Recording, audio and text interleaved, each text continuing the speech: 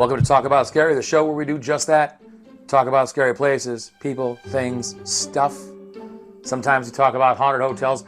All the time we talk about haunted hotels, at least we used to. We'll find out now what we're going to be talking about. I wonder what it's going to be. I'm Adam. I'm Shelina. Shelina's new to this. She started as a PA, now she's way up here with us, important people. And she's bringing you the news. She's bringing you the scary. So, you know, we heard you guys saying, hey, listen, why don't you guys bring a female on or somebody who's at least intelligent or interesting to listen to? And we said, you know what, sure, we'll find somebody. So I went to a high school math class. I found the Asian in the back of the room. And I said, hey, look, you know how to do research. Come on the show. She did. Here she is now. And so I hope you guys enjoyed all of that horrible racist and sexist rant and ageist as well. Ageist. Shelina's amazing, though, does great research. You're going to love what she has to deliver today. I'm going to sit here and shut my mouth now. Oh, by the way, there's some housekeeping. Say it every episode. There are a few things we want to tell you guys about. We did a special called The Ghostly Secrets of the San Carlos. You can watch that right now on Amazon. I think it's coming out on Tubi. Are you picking it up? I think you're picking it up. But just in case, definitely Amazon. A couple of great streaming services besides that. We'll probably put links somewhere in the show notes to that. I hope that Clay does right by us and actually puts in the show notes. But who knows? Who knows? It's definitely on there. We'll probably be sharing it on our YouTube channel very shortly. Just let you guys know about all that great stuff. We're doing some great ghost hunting stuff in the future at different locations. So stay tuned for that. Shelina will be coming with us on those. We'll have some other guest spots as well. So keep watching. Thanks for viewing us, and let's get started. Yeah. So it's about hotels, right? Yeah. Original. Real original. Well, as I have done, I'm going to bring a little bit of my own flavor to this, and I'm going to take it back home to Texas. Stars at night are big and bright, deep in the heart of Texas. So I've spent most of my adult life in Texas, different parts, Houston, areas in Houston, and then Austin. So yeah, I figured why not? We have haunted hotels there, Austin, capital of Texas, and yeah, so let's... Is Austin the capital of Texas?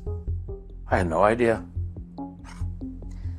To all of my Texans, I sincerely want to apologize for not having properly educated Adam prior to this episode.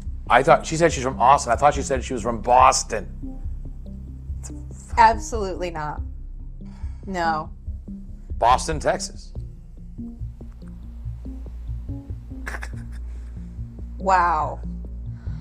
Okay, I'm also going to apologize in advance because I may get a little of my accent out. I've got my cowboy earrings on, disco cowboy, and it doesn't happen often, but sometimes you'll get a y'all and a yeehaw. She thinks she's hiding it from everybody, but she's not hiding it from anybody. I can hear it all the time. So, yeah.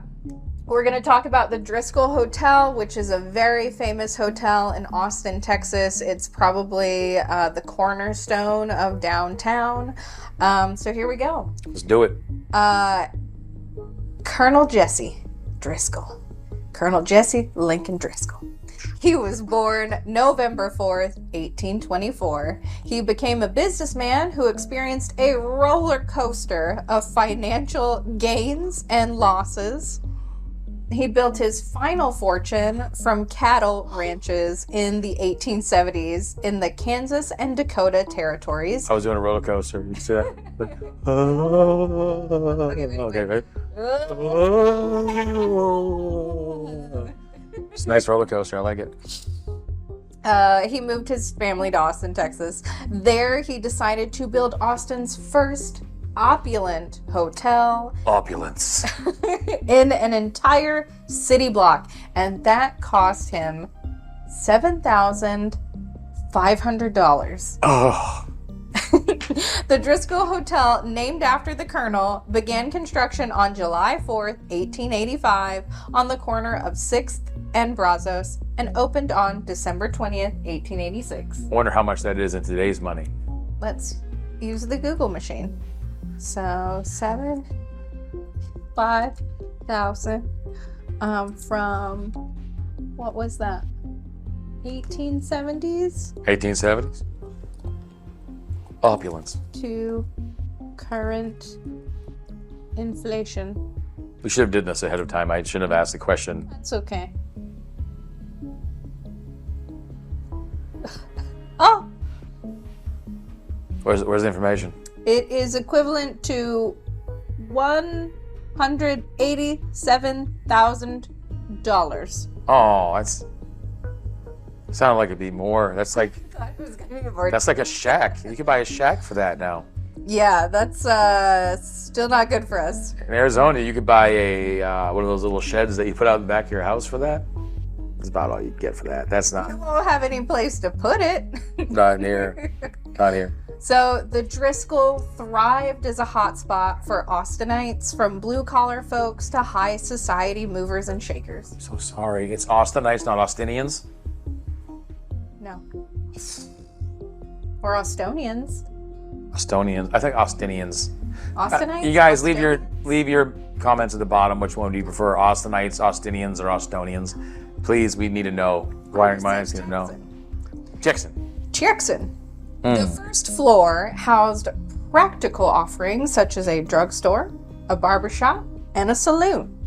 The grandiose decor of the mezzanine level showcased multiple dressing rooms, apartments, a general dining room, and an exclusive members-only dining room. Totally grandiose, totally grandois. Grandois. Unfortunately, in the late spring of 1888, a freeze killed 3,000 of the Driscoll cattle on the northern plains. And Driscoll couldn't keep up with the payments, and he had to sell his hotel. Ooh. Colonel Driscoll died less than a year later of a stroke on May 3rd, 1890, but not before the first victim in the Driscoll Hotel. Oh, snap. Get ready. In Prepare yourself. 1887, the Texas state capitol was under construction, and might I recommend, when you visit Austin, go to the capitol. It's made of pink granite. It's gorgeous and beautiful. I love pink. It's good. The Senate chose to hold a special function for the legislative session at the Driscoll, and U.S. Senator Temple Lee Houston brought his 4-year-old daughter, Samantha. Samantha. Senator Houston gave her a ball to play with while he entertained guests. Oh, shit. Here comes the ball, guys. Everybody knows what happens when there's a ball. Samantha wandered around, bouncing the ball, finally making her way to the grand staircase. And the ball bounced high and out of reach. And she tried to catch it, but she tripped and fell down the stairs. She died from a broken neck. Damn. That sucks. Visitors report seeing her most often on the 5th floor, staring at a painting of a young girl holding flowers in one hand and a letter in the other. Or they've stared at the painting itself, and they swear that they see the girl's expression change. And many believe the spirit is the girl in the painting, but that isn't the case. That painting is actually a modern replica of something else. Facts. The spirit is known to be playful, heard giggling and bouncing the ball at the staircase. She plays with children in the halls or their rooms, and parents ask who they're playing with, and the children say, Samantha. Samantha. Okay, why can't Samantha be like the Beetlejuice ghost and have a broken neck? That'd be like all Maybe she does. No. of the side bone hanging out. That's comical. That's why it's on Beetlejuice. It's funny. So, Colonel Jesse Driskill himself is considered another resident specter. Now, Colonel Sanders. No, this is Colonel Jesse Driskill. Okay. As the owner of the hotel, he was known to chat with guests in the lobby while puffing a cigar. Oh, here comes the cigar shit again. Every hotel we go to, Every haunted hotel is like, and you can smell, no one smokes in here. No one smokes in here. But you can smell cigar smoke, and it's the ghost. It is ghostly cigar because you can burn shit in the afterlife and you can smell it. Okay, go ahead. It's a vice. So, to your point, the hotel is now non-smoking. Surprise, surprise. But the guests frequently smell cigar smoke throughout. A security guard on duty smelled a heavy scent of cigar smoke as he patrolled the upper floor. He hoped to catch the offender and leaned over the balcony to look below. He was startled by a male voice behind him asking, "Got a match?" Now, why would you have to have a match? Why would you have to have a match if he's already smoking it? Maybe it went out. Sounds like bullshit to me. Whole thing sounds like bullshit. Go ahead. Okay, well, he turned to face the man only to find he was completely alone. Of course he was completely alone because it didn't happen. Another character known to haunt the halls of this hotel is Peter Lawless, a railroad ticket agent. That was the father of Lucy Lawless. Lucy, if you're watching today, we're sorry about Peter. But we think your work in Xena Warrior Princess was excellent. And Ash versus the Evil Dead, impeccable. Great. Keep up that good work. Finger bang. So Peter Lawless decided to move into the Driscoll after his wife passed away in the early 20th century. He lived there for 31 years and seemed to have never left. Lawless appears as a full-bodied entity. Full body, shoes and everything? Full body. He's not floating? Nope. Just Full body. rock hard, full body. Full body. He often appears exiting the elevator, checking his railroad watch, or maybe it was like this, because it was a pocket watch. Nods to the front desk staff and disappears from sight. Peter's totally shirtless. We're talking sea gutters all the way down here. You know what I'm talking about? The Okay. gutters. And he says, Well- the pocket watch is like that. He's like looking at it. Oh, Peter, are you flexing? He's floating. That's right. Some employees also reported seeing him while they were doing housekeeping duties. They'll sense a present, turn, and see a man with dark hair, dark pants, white shirt, and a pocket watch. Ghost pocket watch. You gotta have a ghost pocket watch. Ghost pocket watch. You can have a ghost wedding dress and a ghost everything else. Why not a ghost pocket watch? Don't give it away, because now these are my favorite stories. Okay. I'm sorry. I'm sorry. We have a tragic story of a young bride mirrored by another bride a century later. In the late 1890s, the first bride killed herself after her fiancé called off their wedding. Trigger warning. Thanks. Too late. Not much else is known about her. Some claim to have seen her roam the halls crying in a Victorian gown. And then in the 1990s, the second jilted bride was a Houston socialite, and she charged a $40,000 shopping spree on her no longer to be husband's credit card. Way to go. She was later found in the bathroom with a self-inflicted gunshot wound to the stomach. This second bride has been seen carrying those shopping bags around the hotel, and people also report these women hearing them wailing in the room and throughout the 5th floor. Now she's wearing stuff from the 90s, so she's not wearing a Victorian gown anymore. No, she's got her shopping bags. Shopping bags. She's wearing like some Kate Spade or something like that. She's wearing some. What else could she be wearing from the 90s? What other? Calvin Klein's. Wearing some Calvins, like maybe a little short little mini skirt action. Tommy Hilfiger, that's some good stuff right there back in the day. Guess. Hey. She's wearing some Jabots. Boom. She went to Chess King. She's doing it up. But it seems like from these stories, one of the most active floors is going to be the 5th floor. So that's where people are seeing the little girl and then the brides running around. Ooh, I bet you put a ball down somewhere and that ball will just roll by itself. I bet. Okay, I will say, I've said it a million times, I'll say it again.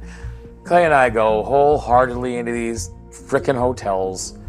I will say we've seen some stuff. We've seen a few things that we can't explain. But most of the time,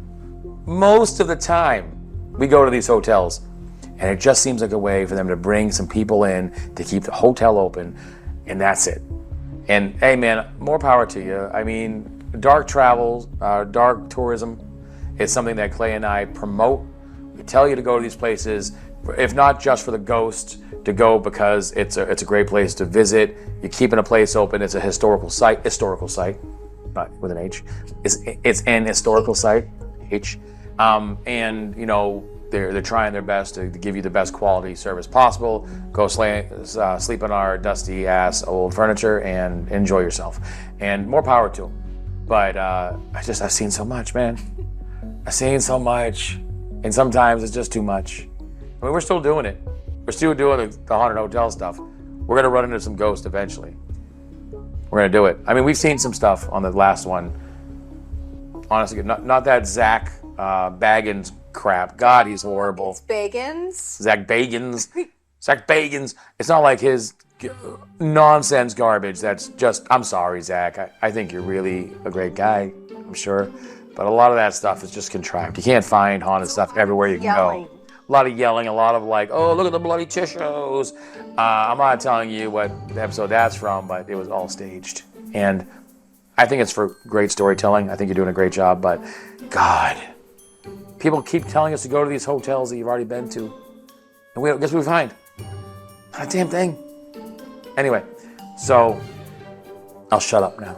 I'll shut up, but I'm so tired of the damn hotels. So tired of them. Well, they're gonna still be haunted. So.